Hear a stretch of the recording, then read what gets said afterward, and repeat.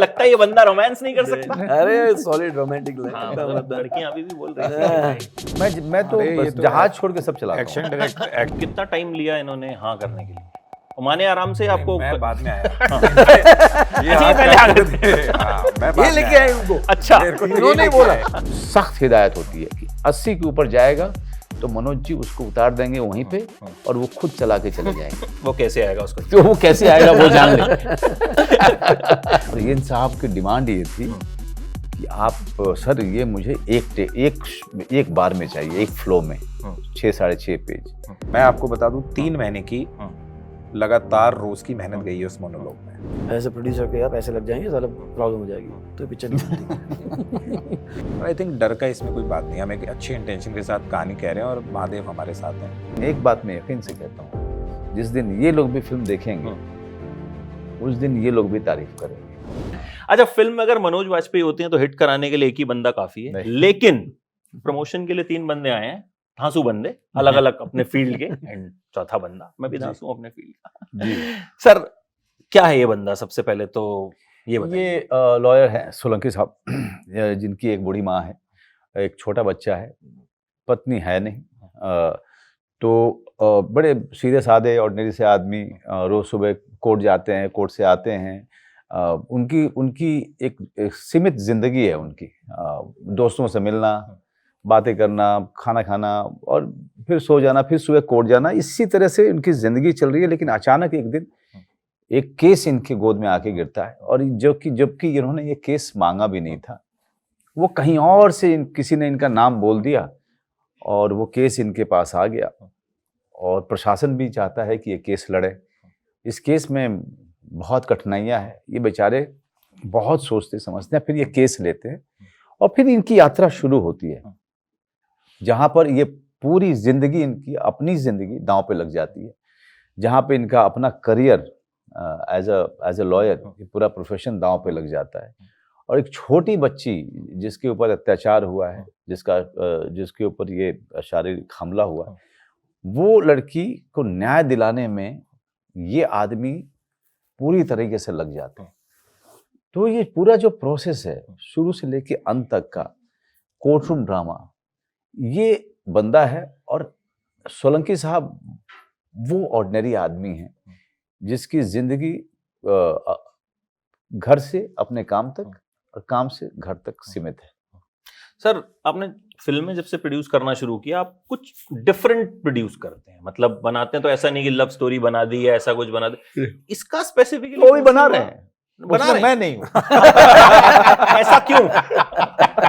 आपको लगता है ये बंदा रोमांस नहीं कर सकता? अरे सॉलिड रोमांटिक लड़कियां अभी भी बोल रही थी। मैं ये नहीं अभी बोलूंगा। बंदा 2 आप देखना ना। मैं अभी 54 साल नहीं बोलूंगा, लेकिन लड़कियां बोल रही थी सर बंदा 2 कि यार बंदा क्या फिट है यार। बंदा 2 में ऐसे ही सर, करेंगे। इस तरह की फिल्म जब प्रोड्यूस करते हैं तो डर नहीं लगता? सीधी सीधी बात। नहीं, देखिए आपने जैसे कहा ना कि अगर मनोज बाजपेयी जैसे बंदे का साथ मिल जाए, क्योंकि जब फिल्म की हमने कहानी जब मेरे पास आई थी, उसके बाद मैं सुपन के पास गया, हम दोनों मनोज सर के पास गए, उनको बोला सर ये है, ये पिक्चर बनानी है, आपके बिना बन नहीं सकती है। बिकॉज उस फिल्म में अगर मनोज सर के अलावा हमको कुछ दिख नहीं रहा था और कोई नहीं दिख रहा था, एंड अगर ये फिल्म नहीं करते तो होता भी नहीं, ये पिक्चर बनती नहीं। जब इनका हाँ आया कि हाँ ये फिल्म मैं करूंगा, then Apoorva and script writers and सारे लोग मिलके, जब तक इन्होंने नाम हाँ नहीं बोला तब तक हमारी हिम्मत नहीं थी। लेकिन हिम्मत कब आती है? आप जब साथ में ऐसे लोग मिल जाते हैं कि जो आपको बोलते हैं नहीं यार जो भी कर रहा है राइट कर रहा है, ये पिक्चर बननी चाहिए, तो एक प्रोड्यूसर बोलता है ठीक है मैं पैसा लगाता हूँ, कोई प्रॉब्लम नहीं है, then Fiji studio and then कारा मिलता गया। You need like minded people to basically support you and support the kind of stories you want to say. तो हमको ये कहानी समझ में आई कि ये पिक्चर पब्लिक अवेयरनेस के लिए, सोशल अवेयरनेस के लिए, एंड जो राइट किसी ने एक हीरोइज्म दिखाई है, कॉमन मैन ने एक हीरोइज्म दिखाई है bye supporting a child who was wrongly abused, तो उसकी स्टोरी जानी चाहिए बस। और कितना टाइम लिया इन्होंने हाँ करने के लिए? माने आराम से आपको मैं बाद में आया। ये पहले आ गए थे। मैं ये लेके आए उनको। अच्छा, इन्होंने बोला कि भैया ये डायरेक्टर है, और मैंने कहानी भी नहीं सुनी, मैंने कहा डन है सर, मतलब मनोज वाजपेयी हैं तो डन। हाँ ऑब्वियसली, और क्या और आपके पास कोई चॉइस भी नहीं होती ना। और जब आपके साक्षात मनोज वाजपेयी जी आपकी फिल्म में है तो आप क्या बोलोगे? हाँ ही बोलेंगे ना। हम्म। कहानी तो सेकंड स्टेज था, बट कहानी सुनने के बाद मेरे को लगा नहीं यार, this is a very beautiful cause और उसके साथ हमको जुड़ना चाहिए। लेकिन वो 18 ड्राफ्ट जो इन्होंने किए, हाँ, वो वो बहुत मेहनत से इन्होंने, और दीपक हमारे राइटर टिंगरानी टिंगरानी ने। ने। बट But वो सारा ड्राफ्ट फिल्म 18 के आउटपुट के लिए जरूरी थी। देखिए बड़ा सेंसिटिव मुद्दा था, राइट। और हम ऐसी कोई भी बात नहीं कहना चाहते थे अपनी स्क्रिप्ट में जो हल्की लगे, जो ऐसा ना लगे कि रिसर्च के बिना कही गई है, राइट। और ऐसा भी ना हो कि हम इवेंचुअली, देखिए ड्राफ्ट लिखना एक मेहनत का काम है, बट हम उस मेहनत से गुजरना चाह रहे थे क्योंकि जो मैसेज हम देना चाह रहे थे वो बड़ा जरूरी था। अगर हमारी फिल्म में कहीं पर भी चूक हो जाती ना तो वो मैसेज हम लोग नहीं दे पाते, तो इसलिए बहुत जरूरी था कि एक साल हमने जी जान लगा के 10 ड्राफ्ट तो हमने खुद ही आपस में कर लिए थे, फिर उसके बाद Manoj sir, Supan sir, Vinod sir, इन सब के बाद उसके बाद 8 ड्राफ्ट और हुए हैं। तो वो एक पेनफुल प्रोसेस था, बट ठीक है, वो जरूरी था क्योंकि फिल्म एक कहनी इस तरीके की जरूरी थी। तो एक्टिंग के अलावा इनका क्रेडिट है उसमें, ड्राफ्ट्स में, राइटिंग में? वो देखिए नहीं। ऐसा कोई, मैं कहता हूँ वो, मैं हमेशा कहता हूँ film making is not a job of isolation, it is a job of collaboration. हर जना अपना सजेशन देता है। अगर मैं तो चलिए डायरेक्टर हूँ, अगर कोई कल की डेट में जब विनोद सर एडिट देखते हैं कि यार मेरा ये सजेशन है, ये ऐसा हो सकता है, तो वो एक कंट्रीब्यूशन है क्योंकि we are all working for a common goal, and that is a great film. तो I think it works like that in the film way. And that has been pretty much, मतलब हर एक बंदे ने 10-10 बार picture देखी। Because Before you जरूरी find the film है fun sir, fan. It is not That's some light hearted exactly. फिल्म जो हम ऐसे Yeah, we दिखा रहे can't हैं take a जिसमें chance. इसको लोग बहुत ध्यान से देखेंगे भी। सर आप जब कोई कैरेक्टर प्ले करते हैं तो जाहिर है हम मान के चलते हैं कि इसमें परफेक्शन होगी। एक आपने जो एक अपनी एक जगह बनाई है। वकीलों का जब हम एक पिक्चराइजेशन आता है, एक आता सनी देओल 2.5 किलो का, या अनिल कपूर, तो आपने जो तैयारी की पीसी सोलंकी साहब से मिले या किस, मतलब मैंने उनसे अलग मैं तैयारी की थी क्योंकि मैं चाहता था कि उनका पहले मैं कैरेक्टर बनाऊं, क्योंकि और उनका जो एसेंस है, मैं उनसे बात करता रहता था तो मुझे पता चलता था कि वो किस तरह के आदमी हैं, और जो भी उनके बारे में अवेलेबल है ऑन सोशल मीडिया, मैं थोड़ा थोड़ा करके मैं देखता रहता था, और उनका चेहरा भी वहाँ पे था, बहुत सारी जगह पे उनका चेहरा भी। तो मुझे लगा कि इस आदमी का जो एसेंस है उसमें सबसे बड़ी चीज क्या नजर आई कि आदमी बहुत ज्यादा साधारण आदमी है, पूजा पाठ वाले आदमी। इनकी बूढ़ी माँ है, एक बच्चा है उनका, पत्नी है नहीं। तो ये कहीं ना इस आदमी की एक चीज मुझे समझ में आई कि एक बार ये आदमी किसी चीज के पीछे लग जाता है तो वो फिर जल्दी छोड़ता नहीं है। ये आदमी वो चिपक जाते हैं उस चीज के साथ में, अपना बना लेते हैं, वो अपना बनाते हैं वो। तो मैंने कहा कि इस चीज को मुझे लेके आना है, तो मैंने अपना कैरेक्टर तैयार किया। फिर जब मैं गया तो शूटिंग शुरू होने वाली थी, तो 2 दिन पहले मिले वो वहाँ पे, और कुछ एक उनका लहजा सिर्फ देखा मैंने, तो थोड़ा लहजा चेंज किया अपने इसमें, जो आपको इसमें देखने को मिलेगा। थोड़ा सा वो जोधपुरी हल्का टच इसमें आपको देखने को मिलेगा। इसमें जो कैरेक्टर को बड़ा एकदम से एक नया डायमेंशन दिया है उसने, और आई एम वेरी हैप्पी कि मैंने वो किया इस फिल्म में, क्योंकि उससे मैंने जितने सारे रोल हैं वो सडनली जो है एकदम से अलग दिखना शुरू हो गया। और जो स्पीच है मेरी, जो स्पीच पैटर्न है बाकी फिल्मों, और इसमें इनका बिल्कुल अलग किया है मैंने, बड़ा साधारण और उसमें एक उतार चढ़ाव, लेकिन ऐसा लगे नहीं कि कहीं से भी कि ये कोई स्पीच चल रही है।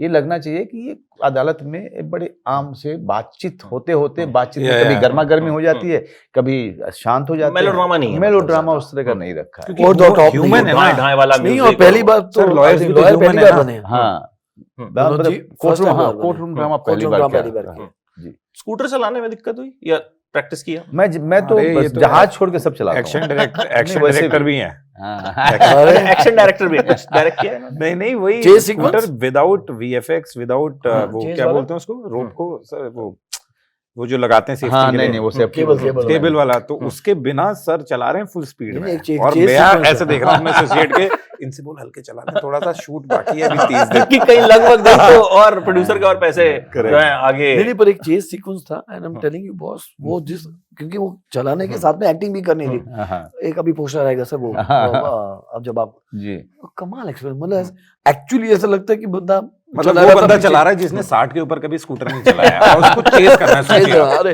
तो वो कितनी चलाने के साथ साथ एक्टिंग भी तो होनी है उसमें। तो कभी आपने 60 के ऊपर नहीं चलाई?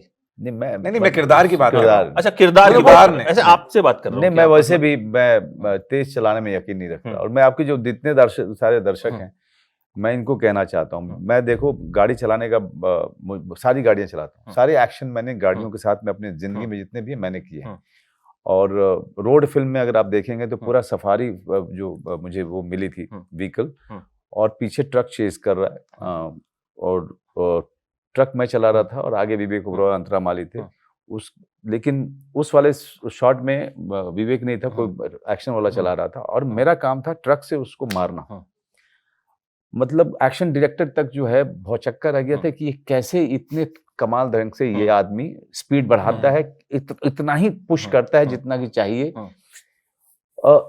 लेकिन ये सब करने के बाद, सारे एक्शन, ये व्हीकल चलाना, ये सब करने के बाद, मैं आप सबसे कहना चाहूंगा कि फिल्मों में जो आप देखते हैं ना, आधे से ज्यादा झूठा होता है। वहां पे एक एक्शन होता है और कट होता है, फिर 2 शॉट को जोड़ते हैं हम लोग। तो रियल जिंदगी में ये ना करें, क्योंकि मैंने बहुत सुनता हूँ कि आजकल रील्स का जमाना जो चल गया है, वो मुझे लगता है बहुत खतरनाक। एक्सप्रेसवे पे लोग चलाते हैं रील्स बनाने के चक्कर में, और वो उस चक्कर में मौतें हो रही हैं। और गलियों में मैंने सुना है कि वहाँ पे सड़कों पे लोग मोटरसाइकिल रेसिंग करते हैं। तो मैं इनसे सिर्फ एक ही चीज कहना चाहूंगा कि आपके माँ बाप ने ना घिस घिस के आपको जो है बड़ा किया है, और आप इतना बड़ा दुख दे के जाते हो उनको जिसकी कोई सीमा नहीं है। तो कृपया ना कीजिए। मैं जिस गाड़ी में बैठता हूँ, अगर हम लोग एक्सप्रेसवे से जा रहे हैं, मेरे ड्राइवर को ये पूरे तरीके से सख्त हिदायत होती है कि 80 के ऊपर जाएगा तो मनोज जी उसको उतार देंगे वहीं पे, और वो खुद चला के चले जाएंगे। वो कैसे आएगा उसको, तो वो कैसे आएगा वो जान लेंगे। अच्छा, एक आपका मोनोलॉग भी मैंने सुना इसमें कि बहुत लंबा मोनोलॉग है, उसके बारे में कुछ बताइए। वो क्लाइमेक्स है। देखिए, फाइनल आर्गुमेंट जब कोर्ट में होता है तो दोनों पक्षों को कहा जाता है कि भाई क्लोजिंग आर्गुमेंट दीजिए अपना। तो क्लोजिंग आर्गुमेंट जो है डिफेंडेंट देते हैं अपना, और फिर मैं देता हूँ, जो प्रोसिक्यूशन के जो वकील मैं हूँ। और उसमें इन लोगों ने जो है मेरा जो क्लोजिंग आर्गुमेंट लिखा था वो करीब 6 पेज का लिखा था। 6 पेज का। और इन साहब की डिमांड ये थी कि आप सर ये मुझे एक बार में चाहिए, एक फ्लो में, 6 साढ़े 6 पेज। तो मैं तो काम पे लग गया था सर। मैंने कम से कम नहीं भी तो 150 बार, उससे ज्यादा बार मैंने काउंटिंग बंद कर दी थी, उससे ज्यादा बार मैंने जो है इसको रिहर्स किया था। मैं वहां तक रिहर्स करना चाहता था कि ये डायलॉग न रह जाए, ये पूरे तरीके से मैं आत्मसात कर लूं, और उसके जो भी बीच बीच के पॉज में कहीं भी देना चाहूं, कहीं भी प्ले करना चाहूं, तो मैं उसको प्ले कर पाऊं।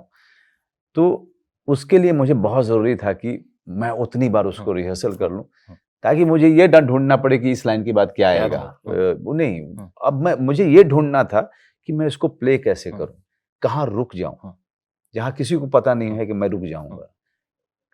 और मुझे सिर्फ एक बात का डर था कि मैं रुकूं तो अपूर्व कट ना बोल दे कि अरे सर वो क्या हो गया, भूल गए क्या। तो मुझे सिर्फ इस बात का डर था, बाकी मुझे किसी बात का डर नहीं था। लेकिन रिहर्सल्स जो होते हैं ना, वो इतने इंपॉर्टेंट होते हैं।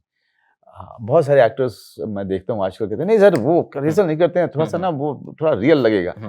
अरे भाई, काम कर रहे हो, वो तो इम्प्रॉम्प्टू होना चाहिए। काम को कर रहे हो, वहां पे लोग खड़े हैं, टेक क्यों बर्बाद कर रहे हो।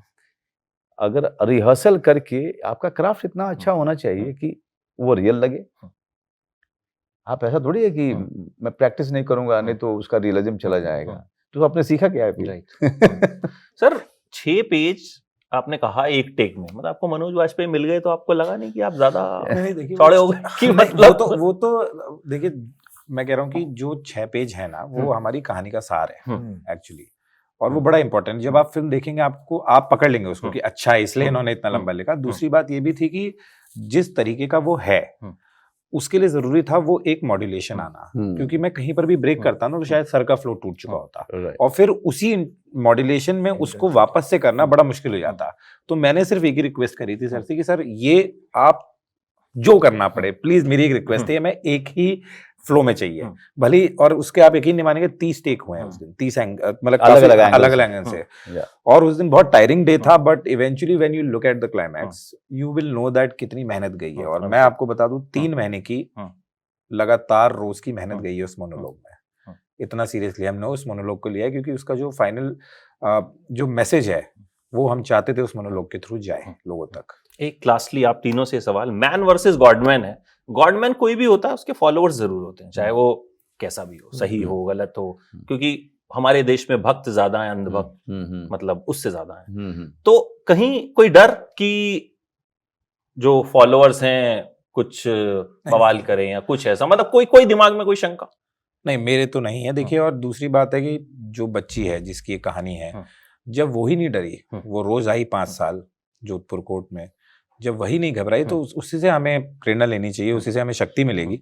और आई थिंक डर का इसमें कोई बात नहीं, हम एक अच्छे इंटेंशन के साथ कहानी कह रहे हैं और महादेव हमारे साथ हैं, और मुझे नहीं लगता। देखिए, ये बस सेम है, सेम टू सेम यही कहानी थी, तभी तो ये पिक्चर बनी। अगर ये डर अगर फर्स्ट डे होता किसी के भी, चाहे एज ए डायरेक्टर की पहली पिक्चर है यार, एज एन एक्टर का मैं क्यों करूँ, एज ए प्रोड्यूसर के यार पैसे लग जाएंगे, साला प्रॉब्लम हो जाएगी, तो पिक्चर नहीं बनती। तो आई थिंक हमें सिर्फ वो सच एक घटना घटी है, एक जिंदगी जी है पीसी सोलंकी ने और उस बच्ची ने, वो यातना जो सहन करी है, तो ये अगर ये फिल्म देखने के बाद में पेरेंट्स ने ये सोचा कि नहीं यार, अपनी रिस्पॉन्सिबिलिटी हमको करनी है, प्लस अगर कोई ऐसा खुराफात किसी के दिमाग में आया कि मैं तो पावरफुल आदमी हूँ, मैं तो ये करके निकल जाऊंगा, एक भी ऐसा एक होना, एक स्टेप अगर भी वो पीछे गया ना, सार्थक के पीछे बना। सर, आपके दिमाग में भी कोई ऐसी बात नहीं, कोई डर नहीं? नहीं, डरने की बात नहीं थी। एक्टर्स को क्योंकि ज्यादा ट्रोल करते हैं आजकल, ज्यादा उनके लिए हो बवाल रहा है, क्रिएट वैसे भी हो रहा है, काफी हो रहा है। हाँ, बहुत होता है, लेकिन मैं उसको तवज्जो नहीं देता, क्योंकि ना हमने नाम लिया किसी का, ना हमने कोई ऐसी बात की है। हम बात कर रहे हैं एक ऐसे सब्जेक्ट के बारे में जो अलग अलग ट्रू इंसिडेंट से प्रभावित है। और दूसरा, ये ऐसा तो है नहीं कि रात को जो है ख्याल आया इस कहानी का और हमने लिख दिया। सारा कुछ पब्लिक डोमेन में है, आप गूगल करोगे 50,000 चीजें मिल जाएंगी। ऑलरेडी जो है वर्डिक्ट हो चुका है इस पे। तो और वैसे बहुत सारे और इंसिडेंट थे जिससे हमने लिए हैं। अब किसी को गाली देना है तो है, हम कई सारे हमारे हैंडल्स हैं, आपका बहुत मन कर रहा है दीजिए गाली, कोई दिक्कत नहीं है। लेकिन एक बात मैं यकीन से कहता हूँ, जिस दिन ये लोग भी फिल्म देखेंगे उस दिन ये लोग भी तारीफ करेंगे। यही मतलब होना चाहिए, होना चाहिए कि ये फिल्म गलत तो नहीं बनी ना। राइट। क्या ये नहीं, ये होना चाहिए था या नहीं होना चाहिए था, वो उसमें what is right and what is wrong. Sir, आखिरी में कभी आपको खुद वकील की जरूरत पड़ी है? मतलब कुछ ऐसा कांड किया कभी? जब नहीं, कांड मैंने नहीं किया, जब आप ज्यादा जवान किसी थे। ने मेरे ऊपर किया है जिसकी सुनवाई चल रही है।